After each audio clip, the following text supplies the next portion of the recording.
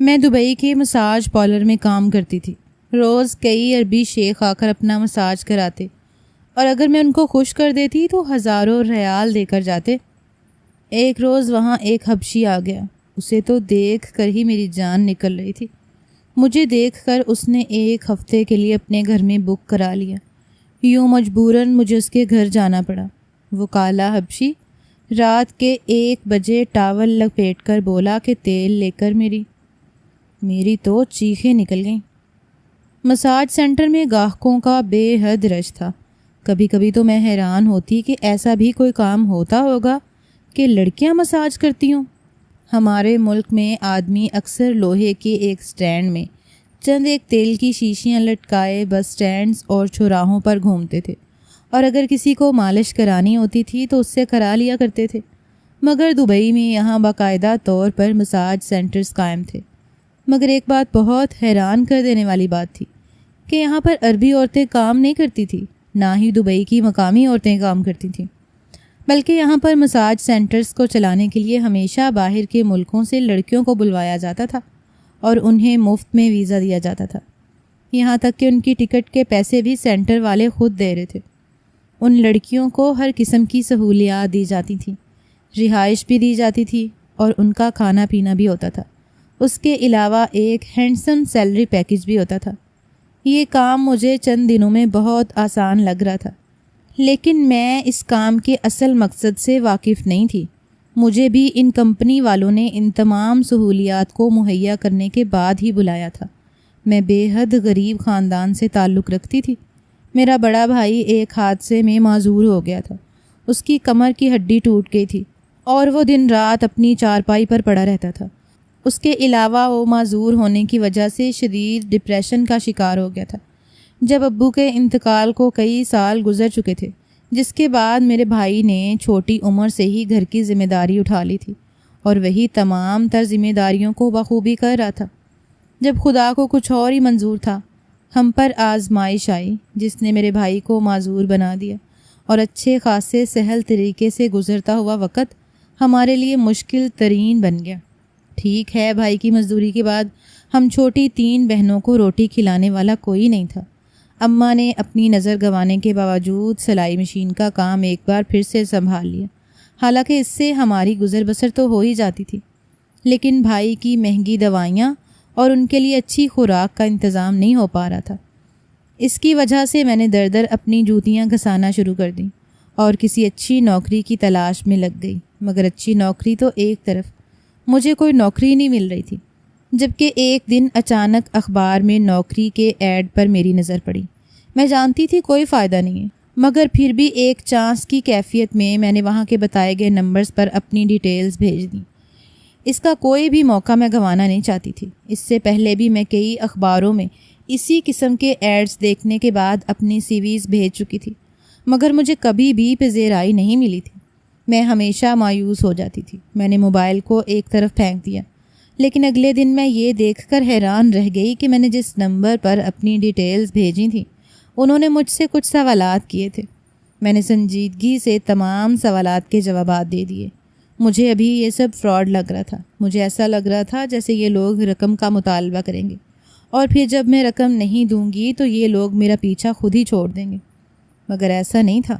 میری تمام ڈیٹیلز لینے کے بعد انہوں نے ایک بار پھر سے مجھے پوچھا کہ کیا میں واقعی دبئی کے مساج سینٹر میں جاب کرنے کے لیے سنجیدہ ہوں، جس پر میں نے سنجیدہ ہو کر جواب دیا، اور پھر ڈرتے ڈرتے میں نے ان سے کہہ دیا کہ میں پیسے دینا بالکل بھی افورڈ نہیں کر سکتی۔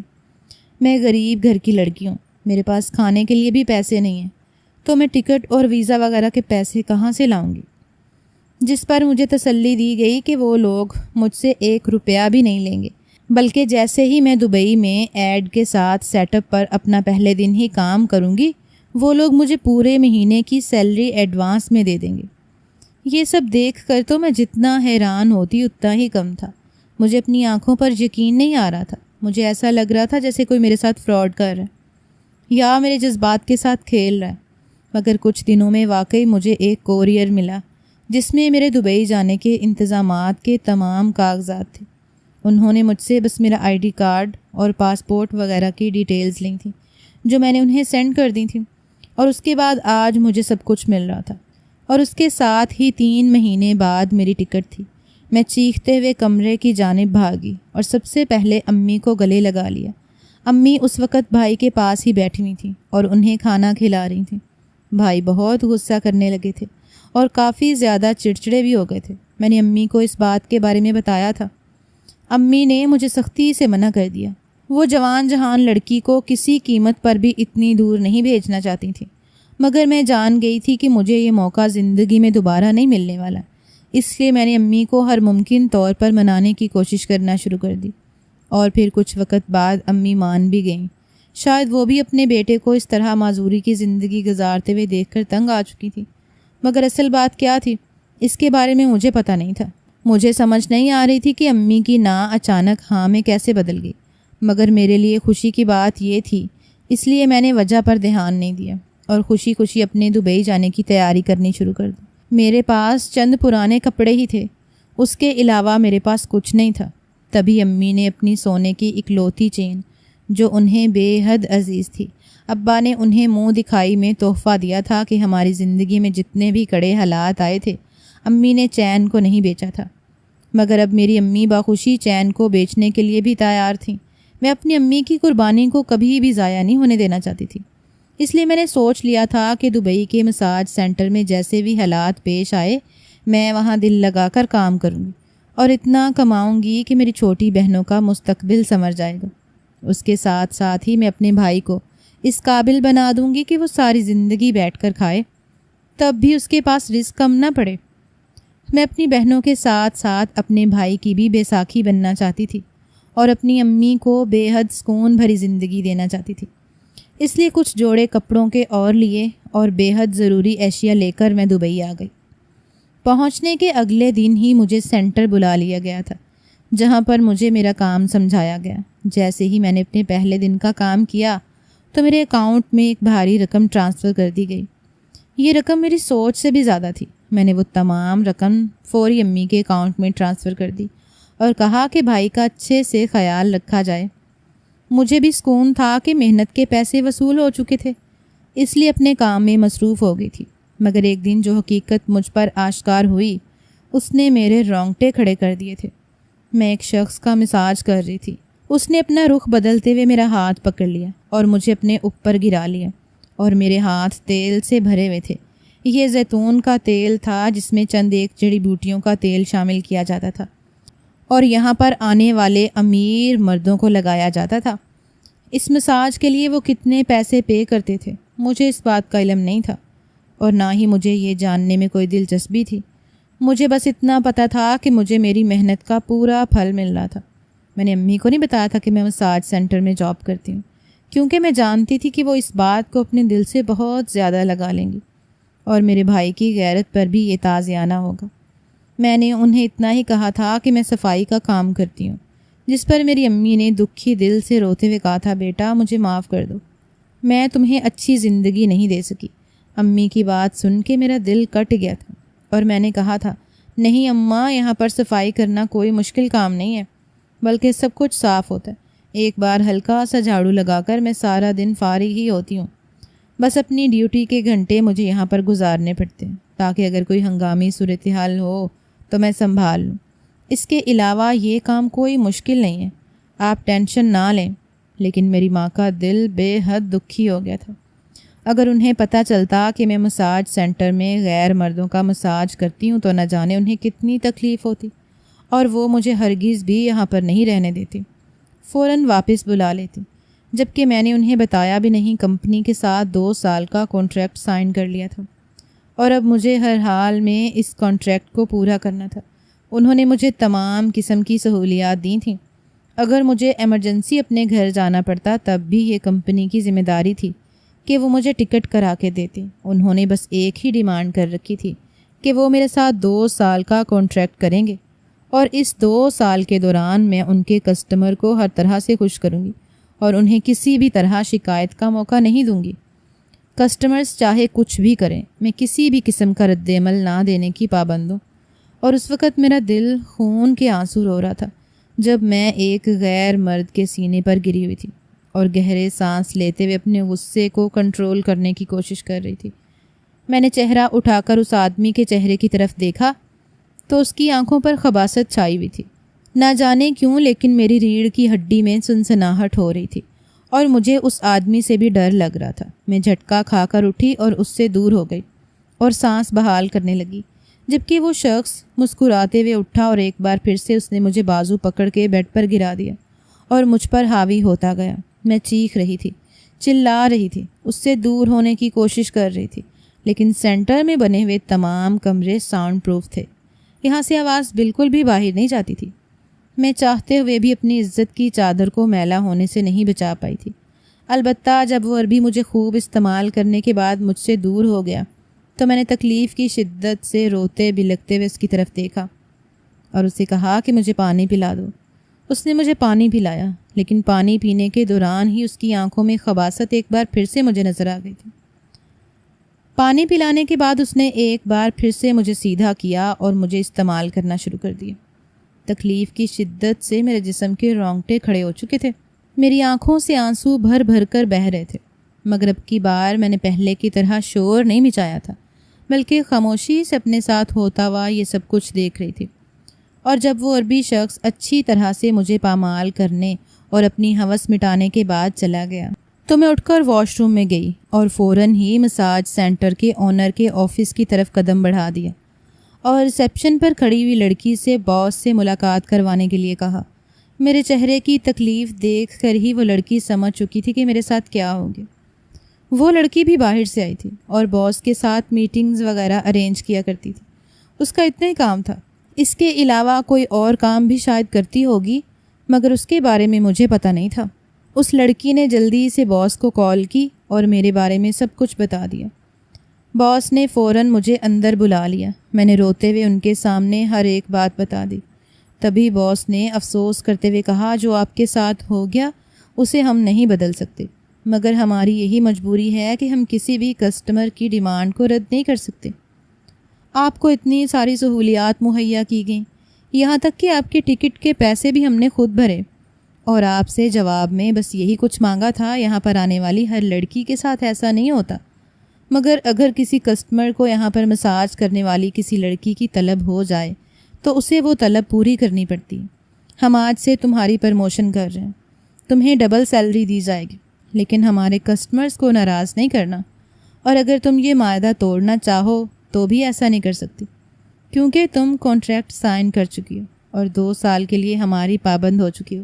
اس لیے رونے دھونے کی بجائے بہتر یہی ہے کہ ہمارے ساتھ تعاون کرو اور اس مساج سینٹر کو چھوڑنے کے بارے میں سوچو۔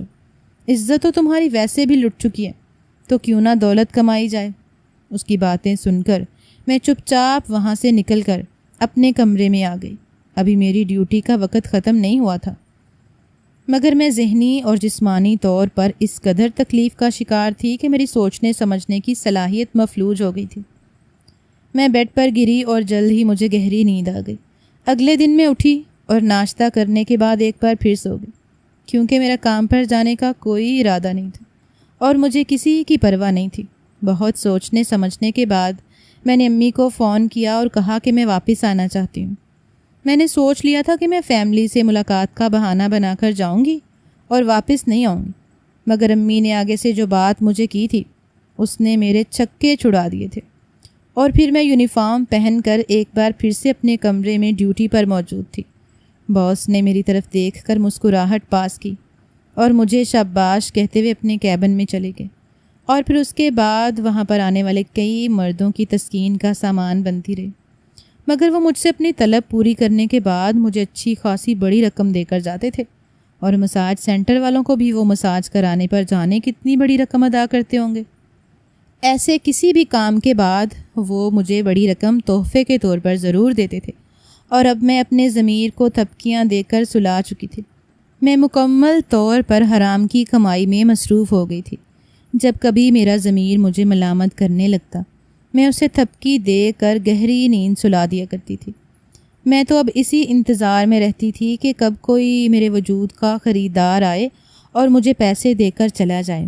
1 سال کے اندر اندر ہی میں نے ایک بڑی رقم اپنے اکاؤنٹ میں جمع کر لی تھی، اور اس سے بھی دگنی رقم اپنے گھر بھیج دی تھی۔ پہلی بار جب میں نے اماں کو فون کیا تھا تب میرا ارادہ واپس لوٹنے کا تھا، اور انہوں نے کہا تھا کہ ایک خطیر رقم کے بدلے میرا بھائی ٹھیک ہو سکتا ہے، اور اسی چیز نے میرے قدم یہاں پر روک دیے تھے۔ میں نے اپنوں کے لیے اپنی عزت کا سودا کیا تھا، اور جب اپنوں کے لیے اپنی قربانی دے ڈالی تھی تو پھر ملال کیسا؟ اسی لیے میں تن دہی سے اپنے کام میں مصروف تھی۔ میں بے حد خوبصورت تھی اور خود کو بالکل سجا سنوار کر رکھا کرتی تھی۔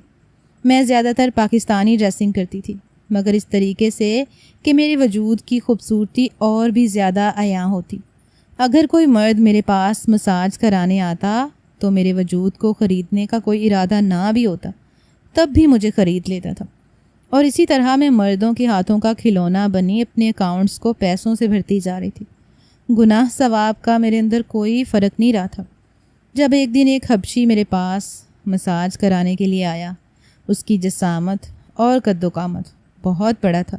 اس نے اپنی شرٹ اتار کر ایک طرف رکھی اور میرے سامنے لیٹ گیا۔ نہ جانے کیوں مجھے اس کی طرف جاتے ہوئے کپ کپی سی محسوس ہو رہی تھی، اور میں چاہتی تھی کہ میری جگہ اس کا مساج کوئی اور کر دے، مگر وہ میرے روم میں آیا تھا، اس لیے یہ میری ہی ڈیوٹی تھی کہ میں اس کا مساج کرتی۔ میرا باس مجھ سے بے حد خوش تھا، اور اس نے اس عرصہ کے دوران میری سیلری اور بھی زیادہ بڑھا دی تھی، اور اس کے ساتھ ساتھ ہی وہ مجھے وقتاً فوقتاً مہنگے گفٹس بھی دیا کرتا تھا۔ میں اپنے باس کے ساتھ بھی کئی راتیں گزاری تھیں، اور اس کے بدلے میں اس سے خوب دولت بھی بٹوری تھی۔ زندگی اسی انداز میں چلتی جا رہی تھی۔ یہ پہلا مرد تھا جس نے آ کر مجھے میری اوقات یاد دلا دی تھی۔ میرے پاس پہلے جتنے بھی مرد آئے تھے، اب مجھے محسوس ہو رہا تھا جیسے وہ سبھی نامرد تھے، اور مرد یہی تھا۔ بہرحال وہ سیدھی طرف سے مساج کرانے کے بعد الٹا لیٹ گیا۔ مساج کے دوران لوگ مساج کی تعریف کیا کرتے تھے، مگر وہ بالکل خاموش تھا۔ اس نے مجھ سے کوئی بات نہیں کی، مگر جب اس نے کروٹ بدلی تو اس کی آنکھوں کا رنگ بہت عجیب سا تھا۔ وہ اٹھا اور کاؤنٹر کی طرف بڑھ گیا۔ میں نے شکر ادا کیا کہ چلو شکر ہے اس سے جان بچ گئی۔ میں ہرگز بھی اس کے ساتھ کوئی تعلق نہیں بنانا چاہتی تھی، کیونکہ اس کا مضبوط جسم اور طاقت اس کی طرف دیکھتے ہی محسوس ہوتی تھی، اور وہی مجھے ڈرا رہی تھی۔ مگر میں ابھی کھل کر سانس بھی نہیں لے پائی تھی کہ کاؤنٹر پر کھڑی ہوئی انڈین لڑکی میرے کمرے میں آئی اور مجھے باس کا پیغام دیا کہ وہ مجھے اپنے کیبن میں بلا رہے ہیں۔ میں مسکراتی ہوئے ان کے کیبن کی طرف بڑھ گئی، کیونکہ ایسے وقت میں ہی وہ مجھے بلاتے تھے جب انہیں میری ضرورت ہوتی تھی۔ مگر جب میں کیبن میں گئی تو انہوں نے جو مجھ سے بات کہی اسے سن کر میری جان نکل گئی۔ میں نے فوراً نہ میں سر ہلاتے ہوئے انکار کر دیا۔ تو انہوں نے کہا کہ سوچ لو، یہ بندہ اس قدر امیر ہے کہ اس کے ساتھ ایک ہفتہ گزارنے کے بدلے میں تمہیں اتنی دولت دوں گا کہ تم یہاں دبئی میں 2 فلیٹ خرید سکتی ہو۔ اس کی بات پر میرا منہ کھلے کا کھلا رہ گیا تھا۔ میں نے اس وقت بھی اتنی دولت اکٹھی کر لی تھی کہ یہاں پر 1 فلیٹ تو خرید ہی سکتی تھی، مگر میں نے وہ سب پاکستان کے لیے رکھا تھا۔ میں نے سوچا تھا کہ ایک دن میں بہت ساری دولت جمع کر کے واپس چلی جاؤں گی، اور اب پیسے جمع کرنے کا میرے پاس ایک اچھا موقع آ گیا تھا۔ میں اس حبشی کے ساتھ چلی گئی۔ اس نے مجھے گھر لے جا کر چھوڑا اور پھر خود کہیں چلا گیا۔ میں نے پورا دن مزے سے اس کے گھر میں گزارا تھا۔ مجھے اس سے ڈر تو لگ رہا تھا، مگر دولت کا نشہ میرے سر چڑھ کر بول رہا تھا۔ اور پھر اچانک ہی رات کے 1 بجے وہ میرے کمرے میں گھس آیا۔ میں جو یہ سوچ رہی تھی کہ چلو ہفتے کا ایک دن سکون سے گزر گیا، اب ڈر گئی تھی۔ ایسا لگتا تھا جیسے وہ بھی نہا کر آیا ہو۔ اس کے جسم پر ٹاول تھا۔ اس نے تیل کی بوتل میری طرف بڑھا دی اور تیل میرے ہاتھ میں پکڑا دیا، جبکہ میں بالکل سن سی ہو کر اس کی طرف دیکھنے لگی۔ وہ مجھ سے کچھ بول رہا تھا، مگر میرے ذہن میں ایک لفظ بھی نہیں آ رہا تھا۔ میں بس یک ٹک اس کی طرف دیکھتی جا رہی تھی جب اس نے میری کلائی پکڑی اور مجھے کسی کمرے میں لے کر آیا اور سامنے مجھے بیڈ کی طرف دھکیل دیا، کیونکہ بیڈ پر ایک عورت لیٹی ہوئی تھی۔ یہ دکھنے میں کافی بڑی عمر کی لگ رہی تھی۔ تیل کی بوتل میرے ہاتھ میں دے دی کہ 1 ہفتے تک تمہیں ان کی بالکل اسی طریقے سے مالش کرنی ہے جیسے وہ مساج سینٹر میں تم نے میرے وجود کی مالش کی تھی، اور اب اپنے کام پر لگ جاؤ۔ میرا کام اچھے سے کیا تو میں تمہیں انعام میں بہت سے ریال دوں گا۔ اس کی بات سن کر میں نے سر ہلا دیا۔ میں پوری تن دہی سے اپنا کام کرنے لگی۔ بوڑھی عورت حبشی کی ماں تھی۔ میں نے 1 ہفتے تک ان کا مساج کیا۔ تو ان کی جو بھی بیماری تھی وہ دور ہو گئی۔ بیماری کی تفصیل کے بارے میں مجھے نہیں بتایا گیا تھا۔ ابھی تک مجھے بہت سے ریال انعام کے طور پر دے دیے گئے تھے، اور پھر مجھے سمجھانے لگا کہ میں اس مساج سینٹر کی جاب چھوڑ دوں، یا تو اپنے وطن چلی جاؤں یا پھر اس کی ماں کی دیکھ بھال کرنے لگ جاؤں۔ اللہ تعالیٰ کی طرف سے ایک موقع ملا تھا، اور میرے ضمیر نے مجھے ملامت کی تھی کہ میں نے ان سے اپنے کانٹریکٹ کا ذکر کر دیا۔ اس نے اپنے پیسے کے بل بوتے پر وہ کانٹریکٹ ختم کر دیا اور مجھے اپنی ماں کی خدمت کے لیے رکھ لیا، کیونکہ میں اس کی ماں کو بڑے اچھے طریقے سے سنبھال رہی تھی۔ میں اپنا پہلا کام بھی بہت ایمانداری سے کر رہی تھی، اور ابھی یہ کام بھی ایمانداری سے کیا تھا۔ حبشی نے اپنی ماں کے علاج کے لیے بہت ساری لڑکیاں رکھی تھیں، مگر کوئی بھی اس کی طاقت پر پوری نہیں اترتی تھی، جبکہ میں نے ایمانداری سے کام کیا تھا، جس کی وجہ سے وہ مجھ سے بے حد خوش ہوا تھا، اور پھر مجھے اپنے ہی گھر میں رکھ لیا تھا۔ اور اب تو مجھے اپنے گناہ پر بھی ندامت محسوس ہونے لگی، اور میں روتے روتے گڑ گڑاتے ہوئے اللہ تعالیٰ کے حضور اپنے گناہوں کے لیے معافی مانگتی ہوں، اور خدا کا شکر ادا کرتی ہوں کہ اس نے میرے نام نہاد ہونے سے پہلے ہی میرے لیے ہدایت کا بندوبست کر دیا، اور اب میں اپنی زندگی میں بے حد خوش اور خرم ہوں۔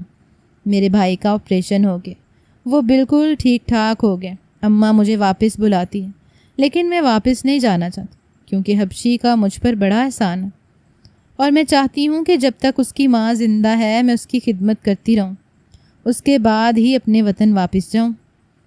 آپ کی اس بارے میں کیا رائے ہے؟ کامنٹ میں ہمیں اپنی رائے سے ضرور آگاہ کیجیے گا۔ آپ کا بہت شکریہ۔